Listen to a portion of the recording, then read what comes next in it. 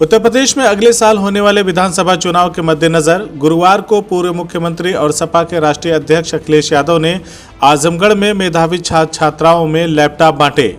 अखिलेश यादव के हाथों लैपटॉप पाकर बच्चों के चेहरे खिल गए।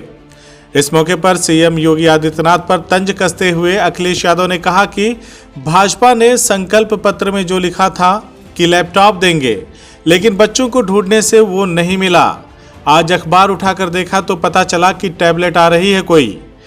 उन्होंने कहा कि मुख्यमंत्री योगी को पहले बताना चाहिए कि 4.5 साल इन बच्चों को कौन सी टैबलेट देते रहे। पूर्व मुख्यमंत्री ने कहा कि ये आज की पीढ़ी के बच्चे हैं। पुरानी पीढ़ी वालों ने चाक और पट्टी से पढ़ाई की होगी, लेकिन ज़माना बदल गया है। नई पीढ़ी आई है। यह पीढ़ी सिर्फ भारत ही नहीं, दुनिया की जानकारी भी हासिल करने का माध्यम रखती है। मुझे खुशी है कि जिस समय सपा सरकार में लैपटॉप बांटे जा रहे थे, नई पीढ़ी के लोग काफ़ी खुश हो रहे थे। ये लैपटॉप बच्चों के बड़े सपनों को पूरा करने में मदद करेगा।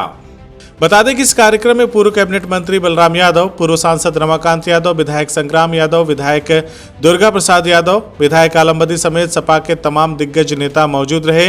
तो वहीं इस जनसभा में अपार भीड़ देखकर पूर्व सीएम की बाछी खिल गई। इसके बाद अखिलेश यादव ने सीएम योगी पर जमकर हमला बोला। उन्होंने कहा कि मुख्यमंत्री बहुत चिंतित हैं कि कौन आ रहा है, सोच विचार में पड़ गए हैं। इस बार यूपी की जनता ने तय किया है कि झूठा वादा करने वालों को हटा कर रहेंगे। यूपी से बीजेपी का सफाया करके रहेंगे।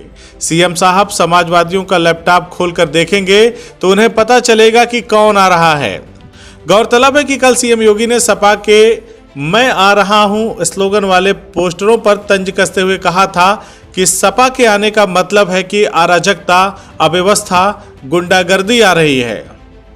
पूर्व सीएम अखिलेश यादव ने कहा कि 108 और 102 नंबर एम्बुलेंस की कल्पना पहले नहीं कर सकते थे।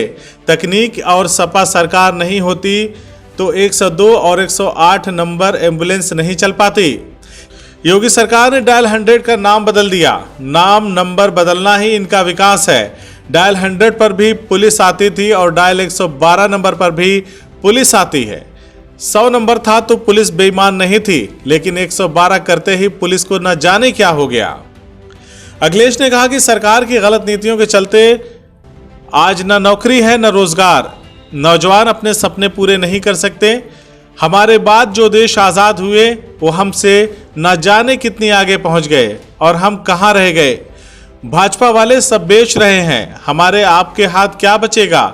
याद रखिए कि सिर्फ एक ईस्ट इंडिया कंपनी आई थी यहां व्यापार करने। कंपनी ने ना जाने कौन कौन सा कानून पास किया कि देश गुलाम हो गया। जब एक कानून से देश गुलाम हो सकता है तो आज जिस तरह से देश कंपनियों के हवाले किया जा रहा है, सोचिए वो कितना खतरनाक है। कार्यकाल खत्म होने जा रहा है। 24 करोड़ की जनता जो उत्तर प्रदेश की है वो ढूंढ रही है कि भारतीय जनता पार्टी ने संकल्प पत्र में जो लिखा था कि हम लैपटॉप देंगे बच्चों को, वो अभी ढूंढने से नहीं मिल रहा है कि आखिरकार भारतीय जनता पार्टी के लोग कब देंगे। आज जब अखबार उठा करके देखा है, आज जो अखबार उठा करके देखा है तो सुना है कि वो टैबलेट देने जा रहे हैं। आज जब अखबार देखा तो उसमें टैबलेट आ रही है कोई। हम उससे जानना चाहते हैं, कि 4.5 साल बताओ इन बच्चों को कौन सी टैबलेट देते रहे आप, कौन सी टैबलेट दी। और ये जितने भी बच्चे हमें दिखाई दे रहे हैं ये आज के पीढ़ी के बच्चे हैं, ये पुराने पीढ़ी वाले नहीं हैं। ये जो मंच में हमारे बहुत सारे साथी बैठे हैं पुराने पीढ़ी के हैं। इन्होंने चौक से और पट्टी पे पढ़ाई की होगी, काला ब्लैक बोर्ड और चौक से पढ़ाई की होगी। मुझे नहीं पता कि पट्टी से पढ़े कि नहीं पढ़े। ये पुराने लोग सब पट्टी से पढ़े लोग हैं। आप भी पट्टी से पढ़े होंगे, लेकिन ये जमाना बदला है। ये जमाना बदला है, नई पीढ़ी आई है।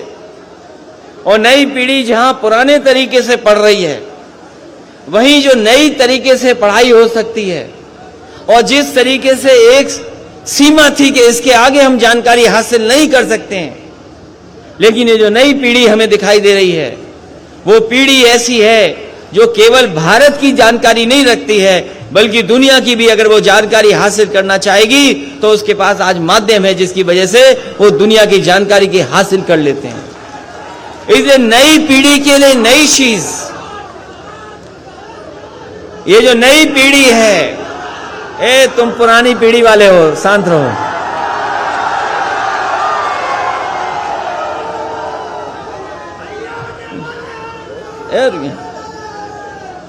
तो जो पुरानी पीढ़ी थी, पुरानी तरीके से पढ़ाई करती थी, बुजुर्ग हमारे पीछे बैठे होंगे, लेकिन आज का समय बदल गया।